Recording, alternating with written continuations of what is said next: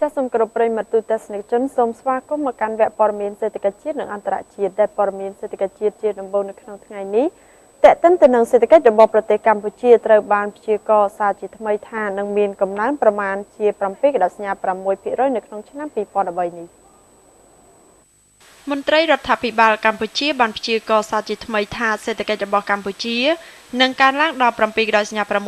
សម្រាប់ឆ្នាំ2013នេះព្រោះថាដំណើរការនៃការនាំចូលនិងការនាំចេញទំនិញរបស់កម្ពុជាទៅកាន់ទីផ្សារក្រៅប្រទេសនៅតែបន្តកើនឡើងនៅក្នុងរយៈពេល7ខែដំបូងឆ្នាំ2013នេះបើយោងតាមរបាយការណ៍ក្រសួងពាណិជ្ជកម្មបានបង្ហាញថាការនាំចេញរបស់កម្ពុជានៅក្នុងរយៈពេល7ខែដំបូងឆ្នាំ2013នេះបានកើនឡើងដល់29%គិតជាទឹកប្រាក់ប្រមាណជា$3,830 លានសហរដ្ឋអាមេរិកបើធៀបទៅនឹងរយៈពេលដូចគ្នាកាលពីឆ្នាំទៅដែលមានទឹកប្រាក់តែជាង$2,970 លានសហរដ្ឋអាមេរិកតែប៉ុណ្ណោះរីឯការនាំចូលក្នុងរយៈពេលដូចគ្នានេះគឺមានកំណើនកើនឡើងផងដែរលោកគង់ពុទ្ធិរាប្រធាននាយកដ្ឋានស្ថិតិនិងព័ត៌មានក្រសួងពាណិជ្ជកម្មបានមានប្រសាសន៍ឲ្យដឹងថា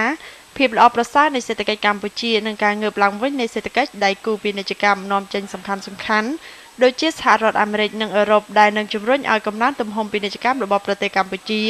នៅតែមាននូវសន្ទុះល្អប្រសើរជាបន្តបន្ទាប់លោកបានគូបញ្ជាក់ផងដែរថាវិស័យនាំចេញចូលរបស់កម្ពុជានឹងនៅតែស្ថិតក្នុងការរីកចម្រើនបើទោះបីជាបញ្ហាមួយចំនួនកំពុងតែមានការកើនឡើងជាបន្តបន្ទាប់ពីការបោះឆ្នោតនោះក៏ដោយការរីកចម្រើនទាំងនេះដោយសារតែភាពសម្បូរបែបនៃផ្នែកសេដ្ឋកិច្ចនៅកម្ពុជា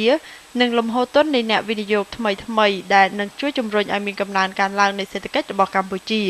សូមបញ្ជាក់ផងដែរថាបច្ចុប្បន្ននេះប្រទេសកម្ពុជាបានធ្វើការនាំចេញនូវផលិតផលភាគច្រើនជាវាយនភ័ណ្ឌសម្លៀកបំពាក់និងស្បែកជើងនិងផលិតផលកសិកម្មដែលរួមមានអង្ករដំឡូងមីពោតជ័រកៅស៊ូក្រែបនិងត្រីជាដើមដែលឡែកផលិតផលនាំចូលវិញភាគច្រើនជាវត្ថុធាតុដើមកាត់ដេរគ្រឿងសំណង់យានជំនិះគ្រឿងចក្រគ្រឿងអេឡិចត្រូនិកនិងប្រេងឥន្ធនៈម្ហូបអាហារភេសជ្ជៈឱសថនិងបរិក្ខារពេទ្យគ្រឿងសម្អាងជាដើមចារីឯព័ត៌មានសេដ្ឋកិច្ចជាតិជាបន្តនោះតេតិនទៅនឹងទំហំពាណិជ្ជកម្មទ្វេភាគីរវាងប្រទេសកម្ពុជានិងប្រទេសថៃនៅឆមាសទី1ឆ្នាំ2013នេះយើងសង្កេតឃើញថាមានការកើនឡើងប្រមាណជា11%បើធៀបទៅនឹងរយៈពេលដូចគ្នាកាលពីឆ្នាំ2012កន្លងទៅយោងតាមទិន្នន័យដែលទូរទស្សន៍ CNC ទទួលបានពីស្ថានទូតថៃប្រចាំនៅកម្ពុជាបានឲ្យដឹងថាការដោះដូរពាណិជ្ជកម្មទ្វេភាគីរវាងកម្ពុជាថៃនៅឆមាសទី1ឆ្នាំនេះមានទំហំទឹកប្រាក់សរុបចំនួន$2,313កណ្ដកសញ្ញា$76 លានសហរដ្ឋអាមេរិកកើនឡើង11%ខណៈដែលរយៈពេលដូចគ្នាកាលពីឆ្នាំមុនមានទំហំទឹកប្រាក់ប្រមាណ$2,082កណ្ដកសញ្ញា$87 លានសហរដ្ឋអាមេរិកមន្ត្រីបាននិយាយថាកំណើននេះបណ្ដាលមកពីកិច្ចខិតខំប្រឹងប្រែងរបស់ប្រទេសទាំងពីរដើម្បីធ្វើឲ្យប្រសើរឡើងនៅទំនាក់ទំនងសេដ្ឋកិច្ចរបស់ខ្លួនជាពិសេសការសម្របសម្រួលផ្នែកពាណិជ្ជកម្មឲ្យកាន់តែប្រសើរឡើងទិន្នន័យដដែលនេះបានបង្ហាញទៀតថាការនាំចេញសរុបពីកម្ពុជាមានតម្លៃ161កណ្ដកសញ្ញា$72 លានសហរដ្ឋអាមេរិកនៅឆមាសទី1ឆ្នាំ2013នេះធៀបនឹងតម្លៃ133កណ្ដកសញ្ញា$85 លានសហរដ្ឋអាមេរិកកាលពីឆមាសទី1ឆ្នាំ2012ពលគឺកើនឡើង21%តម្លៃការនាំចូលសរុបពីថៃបានកើនឡើង10%ពលគឺពីចំនួន1949កណ្ដកសញ្ញា02 លានសហរដ្ឋអាមេរិករហូតដល់ទៅចំនួន2152កណ្ដកសញ្ញា04 លានសហរដ្ឋអាមេរិកឯកឧត្តមម៉ៅធរារដ្ឋលេខាធិការក្រសួងពាណិជ្ជកម្មបានមានប្រសាសន៍ថាបច្ចុប្បន្នកម្ពុជាបាននឹងកំពុងតែខិតខំប្រឹងប្រែងធ្វើឲ្យប្រសើរឡើង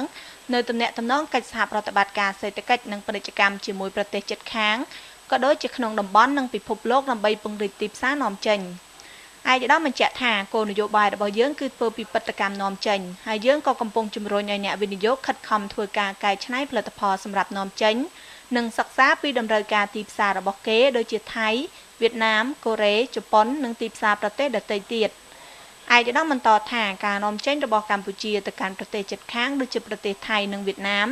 នឹងមានកំណើនលឿនជាងបណ្ដាប្រទេសផ្សេងៗខណៈដែលថ្លៃសេវាដឹកជញ្ជូនទៅកាន់ប្រទេសទាំងនេះត្រូវបានចំណាយអស់តិចនិងឆាប់រហ័សផងដែរ